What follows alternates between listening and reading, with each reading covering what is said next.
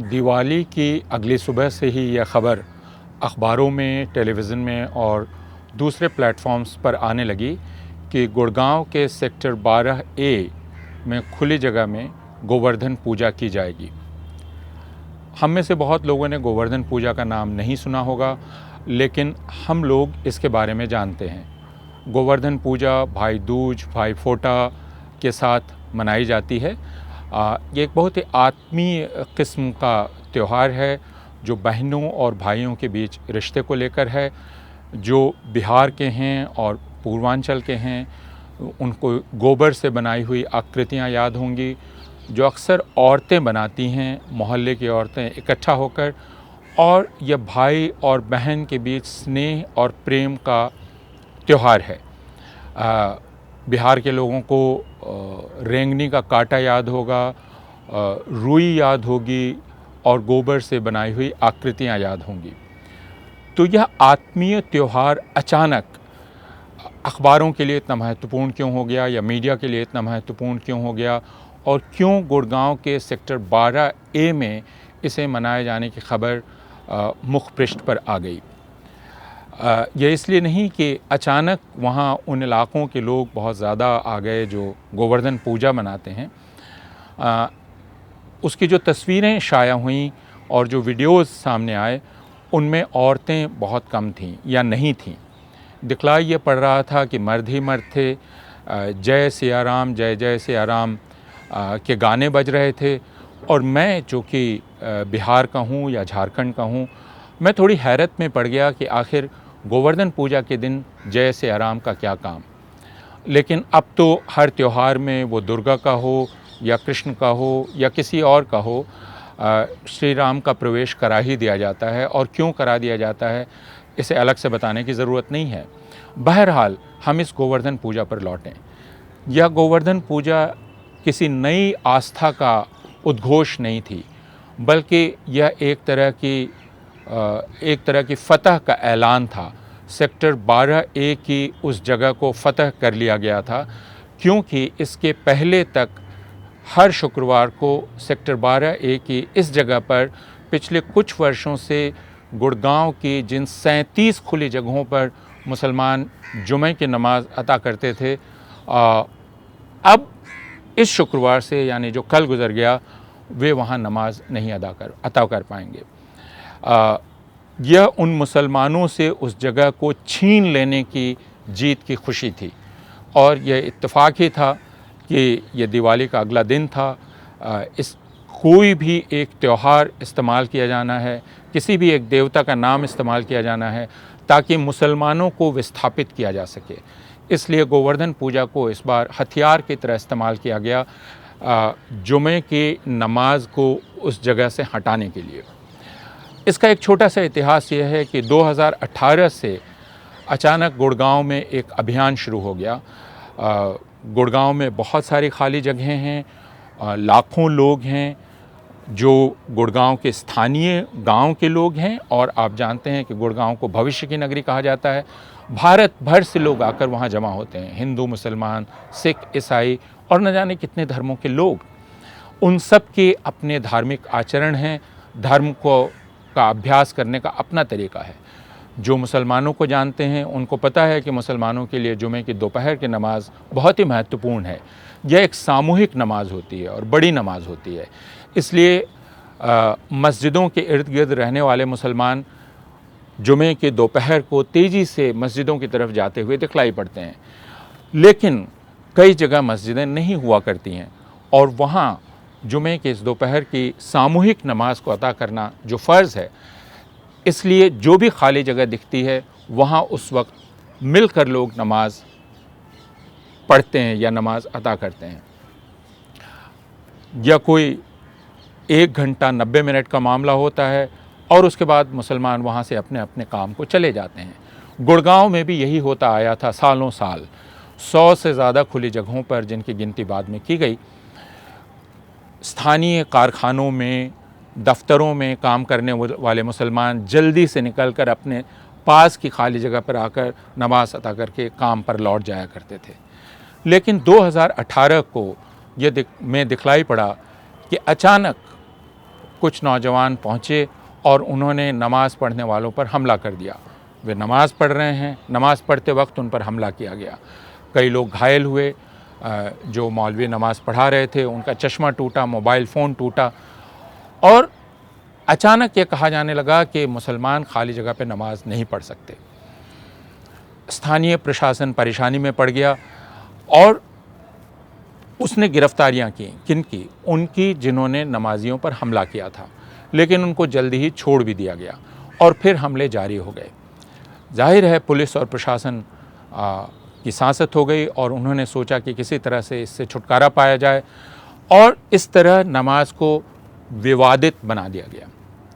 किसी भी चीज़ को विवादित बनाने का तरीक़ा यह है कि आप उसके ख़िलाफ़ हिंसा कर दें, फिर वह चीज़ जो पहले स्वाभाविक थी, चली आ रही थी, वो अचानक विवादित हो जाती है और उसे लेकर लोग सोचने लगते हैं कि हो सकता है इसी में कोई गड़बड़ी हो और इसी के चलते हिंसा शुरू हुई हो, जबकि बात यह नहीं है। वह चीज़ आराम से चल रही थी।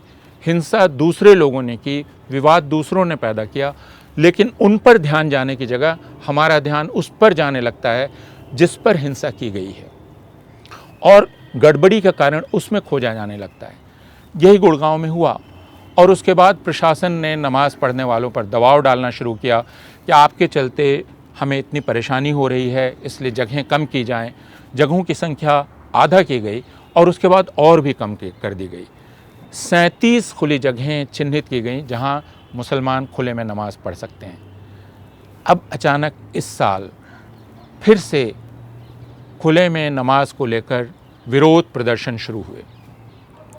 विरोध प्रदर्शन की रिपोर्ट करने वाले ये बतला रहे हैं और स्थानीय लोग ये बतला रहे हैं कि वे ही लोग हैं जो 2018 में ये कर रहे थे और वे ही फिर ये कर रहे हैं और वे ही हैं जो हर जगह जहां नमाज होती है वही एक समूह है जो घूम घूम कर विरोध प्रदर्शन करता है। वो वहाँ के स्थानीय लोगों से मिलता है, उन्हें उकसाता है, उनमें मुसलमानों के ख़िलाफ़ दुष्प्रचार करता है और यह कहता है कि ये नमाज दरअसल एक साजिश है। ये मुसलमान यहाँ इकट्ठा हुए हैं और धीरे धीरे ये इस जगह पर दावा कर देंगे, फिर मस्जिद खड़ी कर देंगे और ये जगह आपके हाथ से चली जाएगी। हालांकि वह सार्वजनिक जगह हैं, वो ना तो हिंदू की हैं ना मुसलमान की हैं। सालों साल से मुसलमान नमाज़ पढ़ रहे हैं, आज तक किसी ने उस ज़मीन पर दावा पेश नहीं किया है, लेकिन अब यह प्रचार किया जा रहा है और इस प्रचार को बल इसलिए मिल रहा है कि 2018 में हरियाणा के मुख्यमंत्री ने और फिर वहाँ के एक मंत्री ने यह कहा कि नमाज की आड़ में ज़मीन पर कब्जा करने की कोशिश की जा रही है, जबकि इसका कोई प्रमाण नहीं है। स्थानीय प्रशासन ने ऐसा कोई आरोप नहीं लगाया है, नमाजियों पर कोई इल्ज़ाम उसकी तरफ से नहीं लगा है, लेकिन यह राजनीतिक प्रसार चलता रहा। उसके बाद आपने एक टेलीविज़न चैनल को कई तरह के जिहाद की बात करते हुए सुना, जिसमें एक लैंड जिहाद की बात करते हुए सुना और इसे भी लैंड जिहाद में शामिल कर लिया गया कि मुसलमान जो खुले में नमाज़ पढ़ते हैं वे दरअसल ज़मीन कब्जा करने की कोशिश कर रहे हैं, जबकि यह बिल्कुल ही एक फजूल की बात थी। लेकिन इस साल जो विरोध प्रदर्शन शुरू हुए उसमें एक नई चीज़ जुड़ गई, वो ये कि स्थानीय लोगों को इससे जोड़ा जाने लगा, औरतें इसमें जुड़ने लगीं और कहा जाने लगा कि हम अगर आप नमाज़ पढ़ेंगे तो हम यहाँ पूजा करेंगे।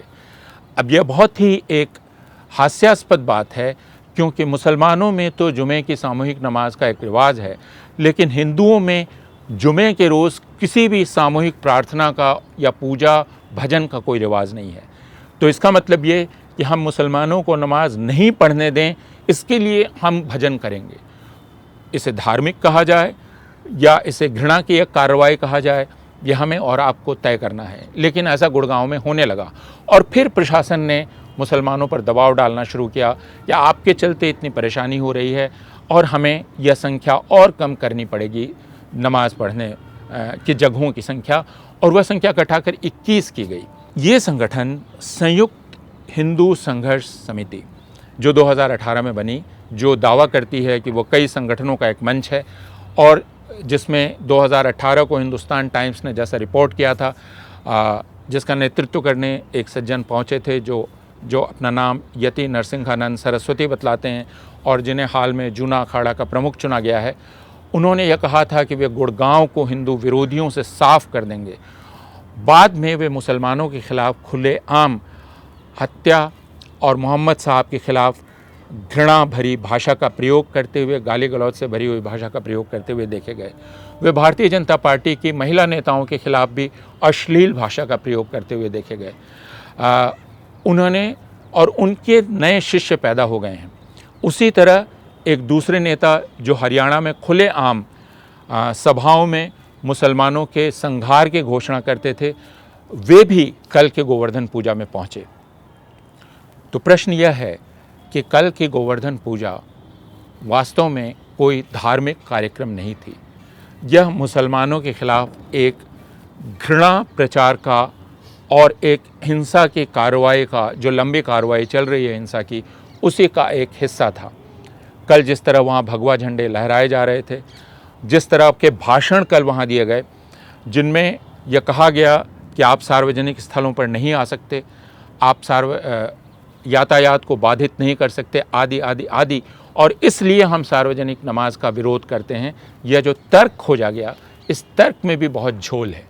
क्योंकि हम सारे लोग जानते हैं कि बहुत सारे धार्मिक उत्सव होते हैं, बहुत सारे धार्मिक अवसर होते हैं जिनमें साधारण यातायात बाधित होता है। अगर आप दिल्ली में हैं, आईएसबीटी की तरफ आ रहे हों, तो मंगलवार के दिन आपको पता है कि शाम का यातायात बाधित होगा, सुबह का बाधित होगा, क्योंकि वहाँ हनुमान मंदिर है। उसी तरह करोल बाग में जो बड़ा हनुमान मंदिर है, उसके आसपास यातायात थोड़ा बाधित होगा। लेकिन हम जानते हैं कि यह क्यों होता है। आप अक्सर देखते हैं लंगर लगा करते हैं, आप प्रकाश पर्व के दिन देखते हैं, दूसरे दिन देखते हैं, और यातायात बाधित होता है। लेकिन हमें इनसे कभी भी परेशानी नहीं होती। हम ये नहीं कहते कि चूँकि हमारा ट्रैफिक बाधित हो रहा है इसलिए इसे नहीं होना चाहिए। तो जाहिरा तौर पर हम सिर्फ एक धार्मिक आचरण को निशाना बना रहे हैं, और वो मुसलमानों का सामूहिक धार्मिक आचरण है। इस पर हमें विचार करना पड़ेगा कि कल जो गुड़गांव में हुआ, उससे हिंदू धर्म की महिमा बढ़ी, उससे गोवर्धन पूजा की महिमा बढ़ी, या गोवर्धन पूजा को हथियार बनाने वालों की ताकत बढ़ी। और क्या हिंदू इस बात को चुपचाप देखते रहेंगे कि उनके त्योहारों का इस तरह इस्तेमाल किया जा रहा है मुसलमानों पर हमला करने के लिए? क्या हिंदू यह खामोशी से देखते रहेंगे? रामनवमी का इस्तेमाल अरसे से ऐसा किया जाता रहा है। आखिर वह कौन सी अश्लील आकांक्षा है जिसमें हम मस्जिदों के सामने खड़े होकर खासकर नगाड़ा बजाते हैं, ढोल बजाते हैं और धार्मिक नारे लगाते हैं?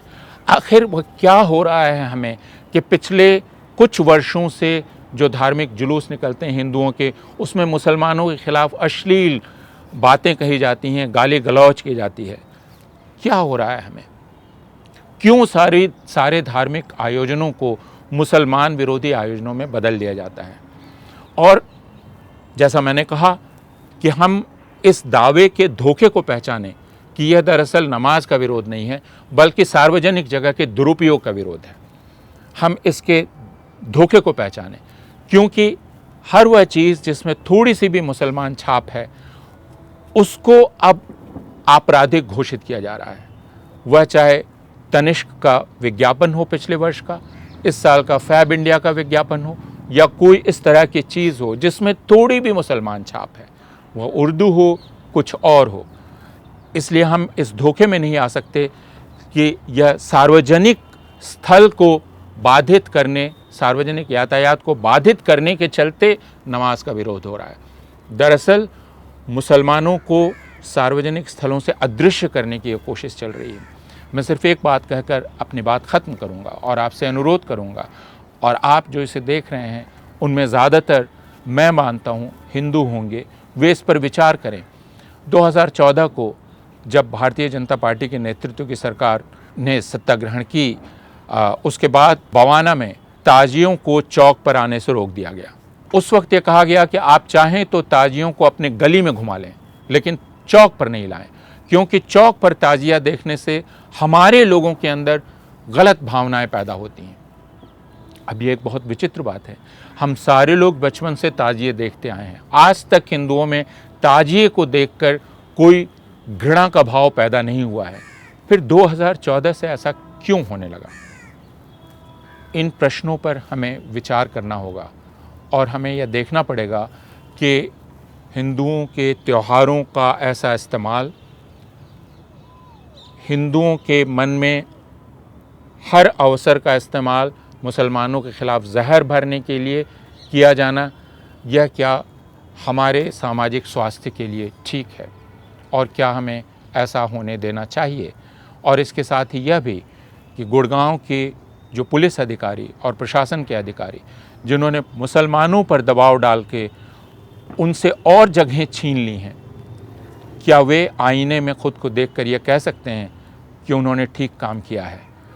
क्या उन्होंने हिंसक भीड़ के आगे, हिंसक संगठनों के आगे हथियार नहीं डाल दिए हैं? क्या उन्होंने कानून का इकबाल कायम रखा है? या उन्होंने कमज़ोर जो संख्या में कम हैं उनको पीछे ढकेल कर अपने लिए थोड़े दिन की शांति कायम की है? तो क्या आगे से भारत का पूरा कानून, भारत की पूरी कानून व्यवस्था अब एक हिंसक संगठन के अंतर्गत चलेगी? यह बात दोनों को सोचनी है। क्या हिंदू धर्म पूरी तरह से अब हिंसक संगठनों के हाथ में रहेगा? हिंदू धर्म के आयोजन, उसके सारे त्यौहार, उसके सारे अवसर, उसके सारे पवित्र दिवस, उसके सारे देवी देवता अब क्या इनके हवाले कर दिए जाएंगे? दूसरे, कानून व्यवस्था क्या अब पूरी तरह से इन हिंसक संगठनों के इशारे पर चलेगी?